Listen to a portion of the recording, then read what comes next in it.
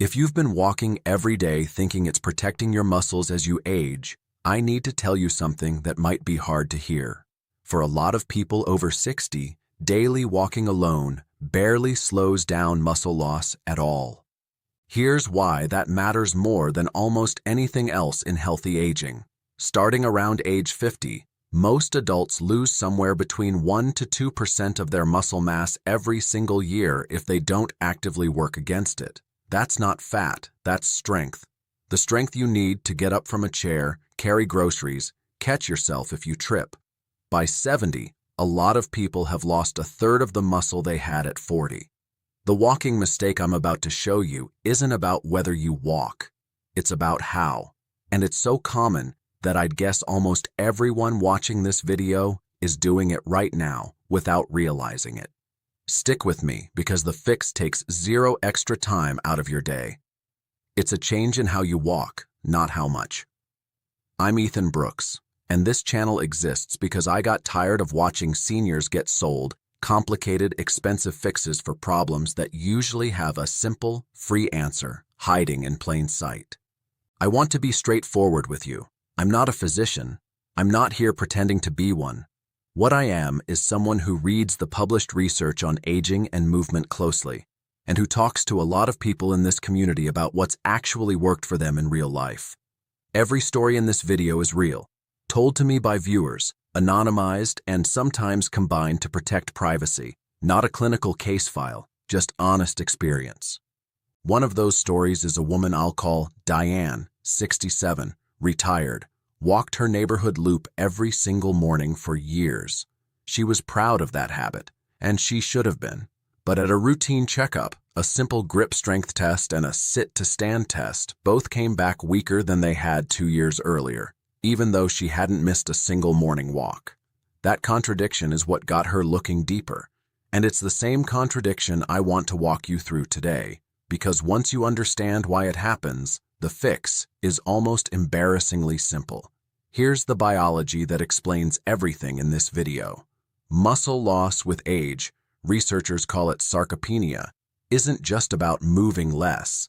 It's specifically about the loss of fast-twitch muscle fibers, the type responsible for power, speed, and strength, versus slow-twitch fibers, which are built for steady, low-effort endurance.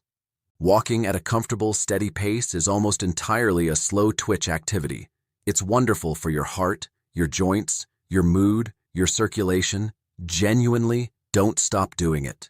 But your body adapts to whatever demand you place on it, and a body that only ever experiences gentle, steady-pace walking has very little reason to preserve fast-twitch fibers or build new strength. Those fibers, if unused, are exactly the ones that shrink fastest with age. This is backed by a well-established finding in exercise physiology. Steady-state, low-intensity movement supports cardiovascular health, but produces only minimal strength or muscle mass benefit on its own, especially past age 60, when the body's baseline ability to maintain muscle is already declining. You need either resistance against the muscle or variation in intensity to send the preserve and build signal. That's not a flaw in walking. It's just incomplete information most of us were never given. We were told, stay active, but never told that type and intensity of activity matters as much as showing up. So now let's talk about the specific habit that's quietly working against you. Mistake number 1, the same flat pace every single walk. The danger. When your body experiences the exact same comfortable intensity day after day, it has zero incentive to adapt or strengthen anything. Physiologically, this is sometimes called the accommodation effect. Repeated identical low-intensity stress stops producing improvement once the body has adjusted to it, which for most people happens within just a few weeks. The pattern. This is almost universal. Most people find a comfortable pace early on and never vary it again because it feels productive and it is better than not walking at all. The story. Diane, the woman I mentioned earlier, told me her walking pace had been essentially identical for at least 5 years. Comfortable, predictable, and, Once she learned this, almost certainly part of why her strength testing had quietly slipped, even while her walking habit stayed perfectly consistent. Mistake number 2. Walking only on flat, even surfaces. The danger. Flat, predictable terrain removes almost all demand on stabilizing muscles, the smaller muscles around your hips, ankles, and core that are critical for balance and fall prevention. These stabilizers are disproportionately affected by sarcopenia, and they're also the muscles most directly tied to fall risk, which is one of the most serious health threats for adults over 65. The pattern, treadmills, smooth sidewalks, and indoor malls are popular precisely because they're safe and predictable. But that same predictability is what limits the benefit. The story. A viewer named Walter, 73, mentioned almost in passing that he'd started feeling less steady on uneven ground, like grass or gravel, even though his flat ground walking felt fine. That's a very textbook sign of stabilizer muscles weakening from disuse, even while general walking endurance holds up. Mistake number 3. Never adding any load or resistance. The danger. Without some form of resistance, even light hand weights, a weighted vest, or simply carrying something, walking provides almost no strength stimulus to your major muscle groups.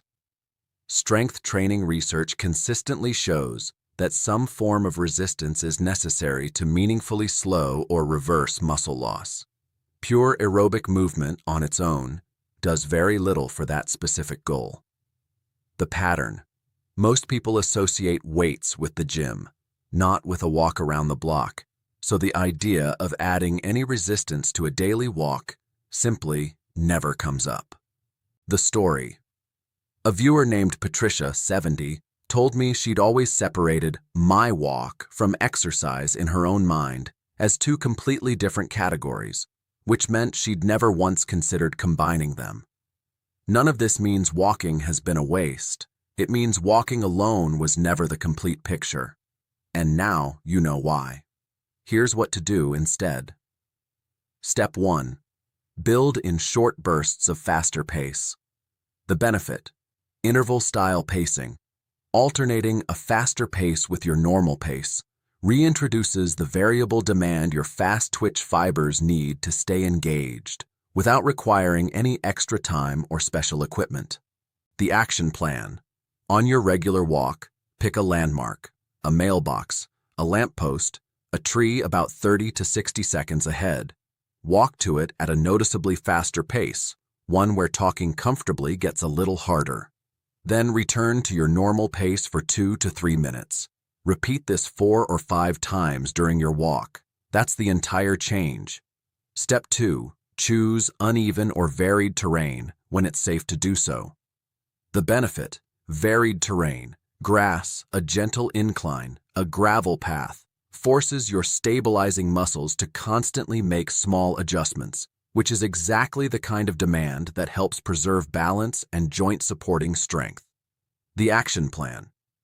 If you have a safe park, trail, or even just a grassy yard nearby, work it into your route once or twice a week. Always prioritize safety, good footwear, a walking pole if helpful, and skip uneven terrain in poor weather or low light. Start with short stretches and build up. Step 3. Add light resistance to part of your walk. The benefit. Even modest added resistance gives your muscles the strength-building signal that flat, unweighted walking simply can't provide on its own. The action plan. This doesn't require a gym. A pair of 1 to 3 pound hand or wrist weights, a lightly weighted backpack, or even carrying a small bag of groceries on part of your route is enough to start.